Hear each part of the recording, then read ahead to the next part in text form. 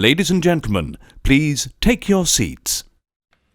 As is usually the case, the truth is far, far stranger than fiction, and if you're within the sound of my voice, that must mean you're in the seats with once more.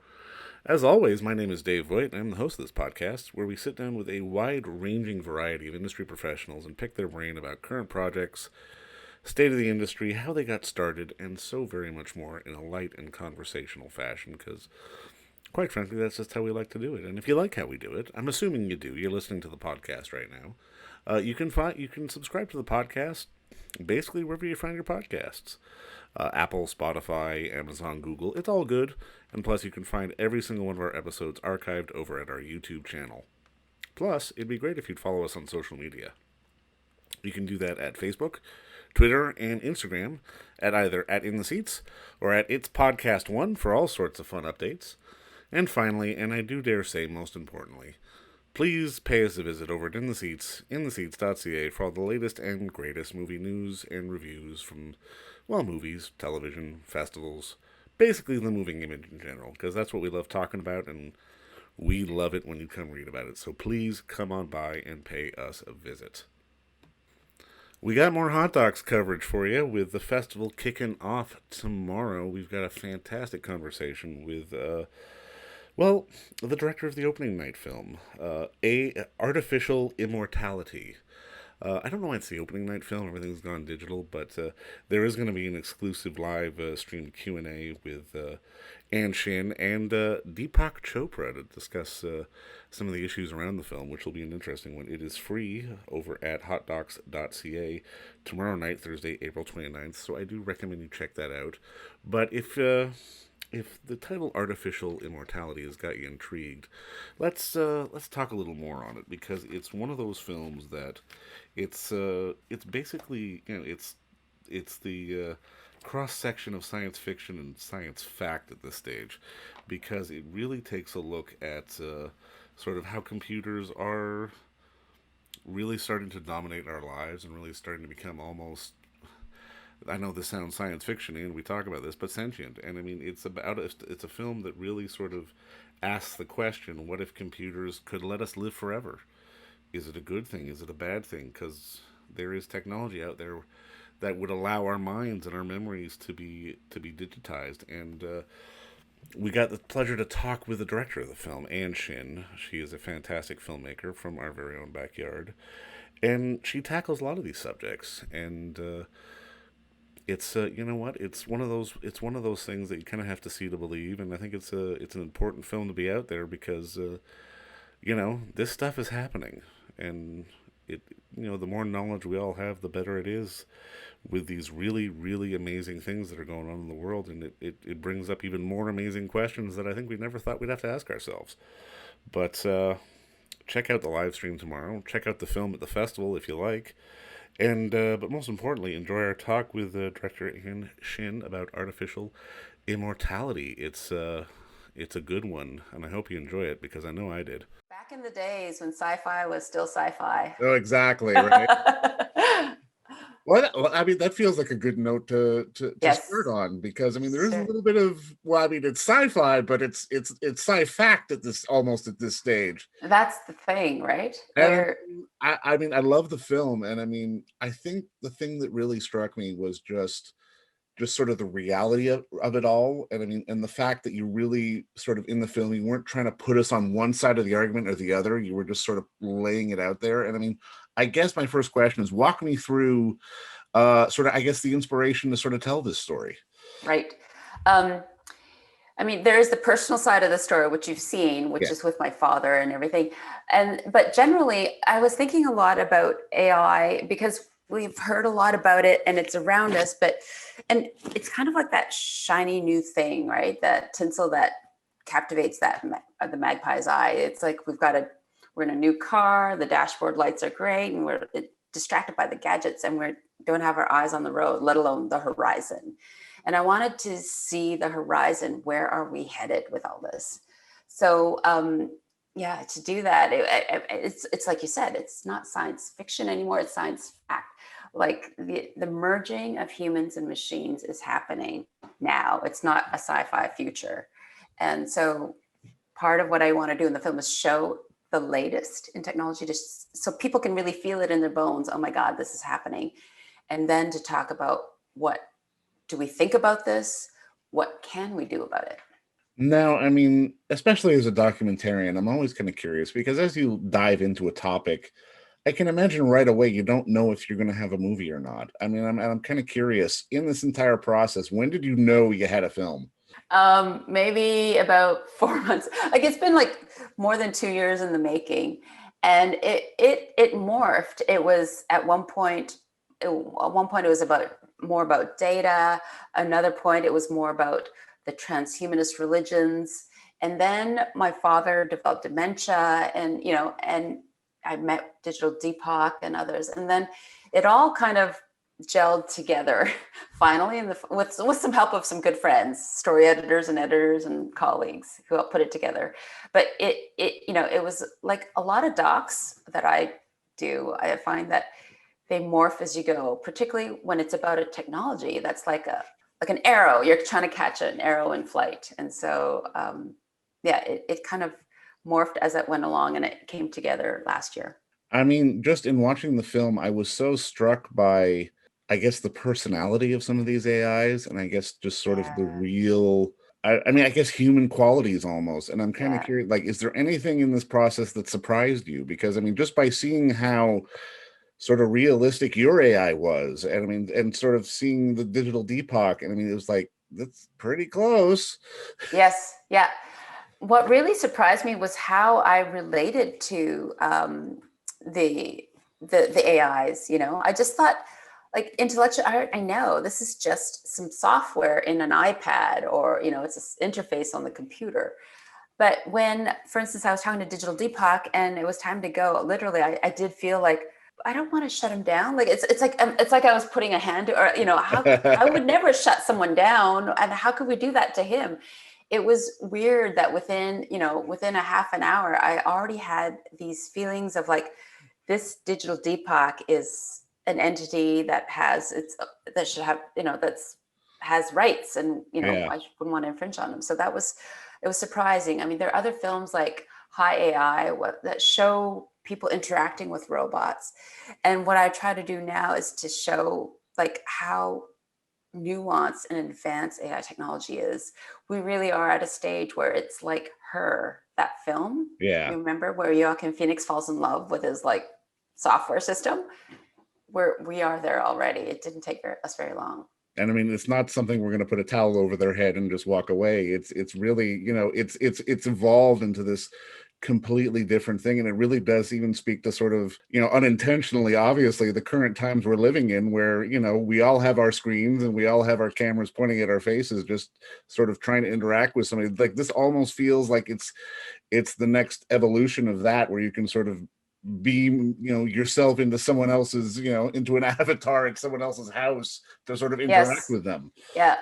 The COVID pandemic pushed a lot of things, and particularly AI technology and our human acceptance of avatars and clones. So there are companies out there that are really, they've brought this technology so far, like Samsung Neon, or Soul Machines, or AI Foundation.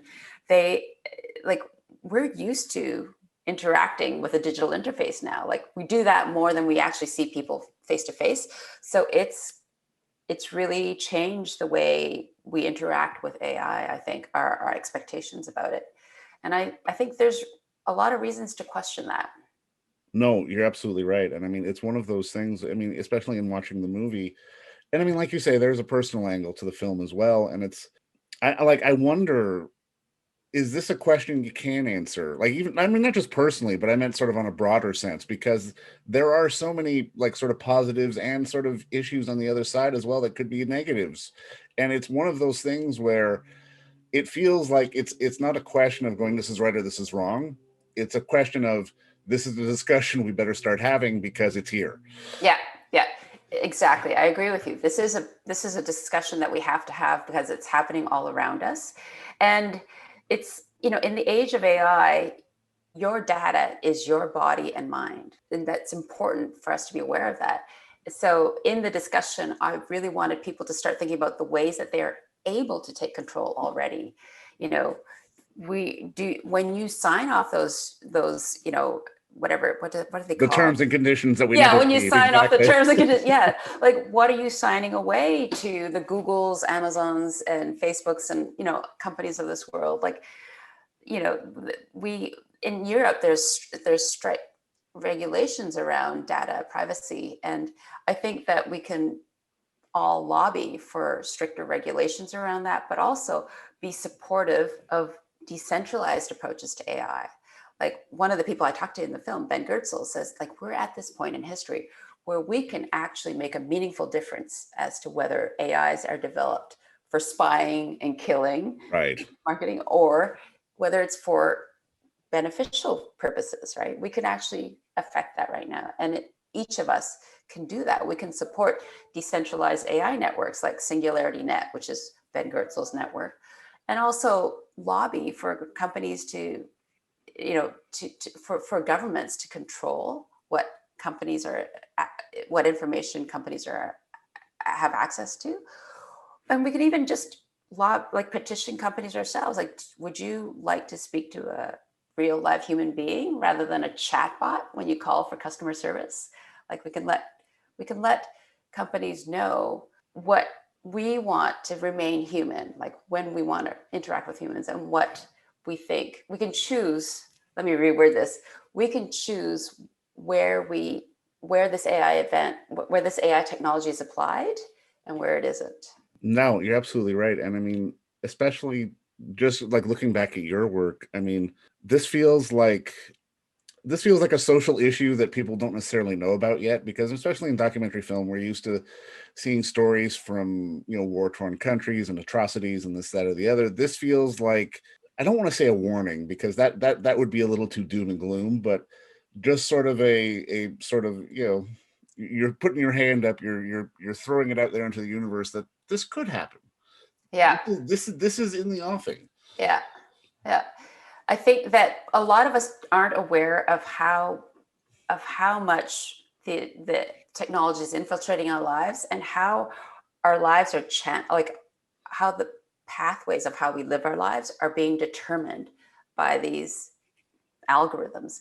And I think what I'm trying to do is just make people more aware of it, and looking into the latest in AI cloning technology is one way. It's like a metaphor and also an example of an area in which AI is just advanced at a frightening pace, and that I want to take our eyes away from the flashy doodads and the dashboard and the gadgets, and look out to the road towards the horizon and see that, where are we headed?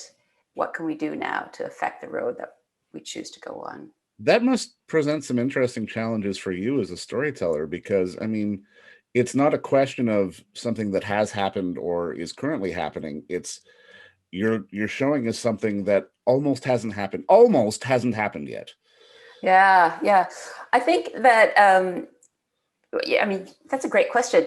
I think that, how do you get people to really wrap their heads around something that hasn't quite happened yet? It's to show what is happening now, and to make clear the ramifications of this technology. For instance, the the scientist Alison Watry, who has grown human brain organoids in a petri dish, and those brain organoids start like firing signals and synapses together, and he's married that with a robot.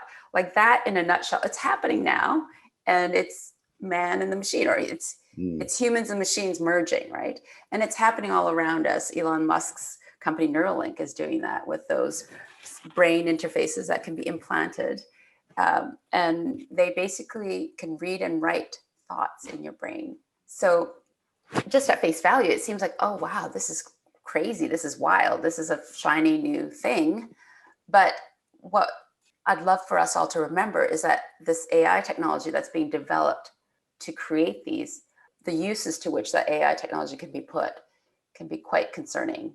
No, you're absolutely right. And I mean, this kind of dovetails into my next question, because I mean, personally, I've always been a big fan of documentary. I love the form, and I love how sort of expansive it is, and how storytellers and artists get to play inside of that documentary form. But I mean, if you had told this story sort of as a scripted story, it would have been shelved into science fiction and sort of put in a box. Yeah. Yeah. What is it about documentary that sort of you love and then sort of that you were drawn to? Because like you say, like I said, if this would have been put in a box if this had been a scripted film, but now it's a documentary for sort of a broader audience to sort of get their Yeah. sink their Yeah. teeth into. Yeah. Well, I really do believe, like you said, science fiction is not science fact. And that, there's there's other truths, like, reality is stranger than fiction. Like, I would have never guessed that you could have human brain organoids in a petri dish that would power a little spider robot. Like, I couldn't imagine that, right? And what's interesting is in the process of making this doc, I spoke with different sci-fi writers as well, including like Richard Morgan, who wrote Altered Carbon, that series, and Asia Lachey Bullock, who's one of the writers on Greg Daniels' Upload, that series. They are drawing their material from what's happening right now. It's and that's, I guess, the interesting thing. Historically, science fiction has always been kind of pie in the sky, looking some like 50 years into the future, right? But now science fiction is just mirroring what is developing in our world right now. So it's an interesting time to be in. And someone like Ben Goertzel, who's like a great AI developer and thinker, he developed, he founded singularity.net. It's a decentralized AI network. Anyway, Ben says we're at this pivotal point in history where you and I can help determine how AI gets developed for benefit of humans or for more spying, killing, and selling, as he puts it. Yeah. I mean, I can imagine if someone had said to you 5 years ago you'd be doing post-production on a film over Zoom, you wouldn't have believed them. That would have felt like fiction. I know. That's the other thing too. Like, the pandemic has wrought a lot of changes in our society. Yeah. And one of them is just like 90% of our lives is lived online now. Yeah. So the idea that like our data is our body and mind, is our digital body and mind. Like, it's not that far off. Like, we understand it. And the fact that the idea of having an interface or an avatar to interface with is no longer something that stops people. It doesn't. And I think what I'm interested in is, one, what's being done for the sake of so-called efficiency. How much cheaper it is to have a chat bot as a customer service rep, as opposed to a calling center. So what is being developed in AI for the sake of efficiency in all sectors of our lives, and what is being lost? What is being lost? Do we really want humans to be replaced by different chatbots and stuff? Like, Douglas Rushkoff, the author of Team Humans, says, like, I don't want to be just kept around and be a janitor to turn off all the lights later on for computers. Like, I'd like to be, still on center stage. And so that's another thing that I'd love for people to think about. Now, this is something I'm always curious about, just as a filmmaker, and I mean, especially for as a documentarian.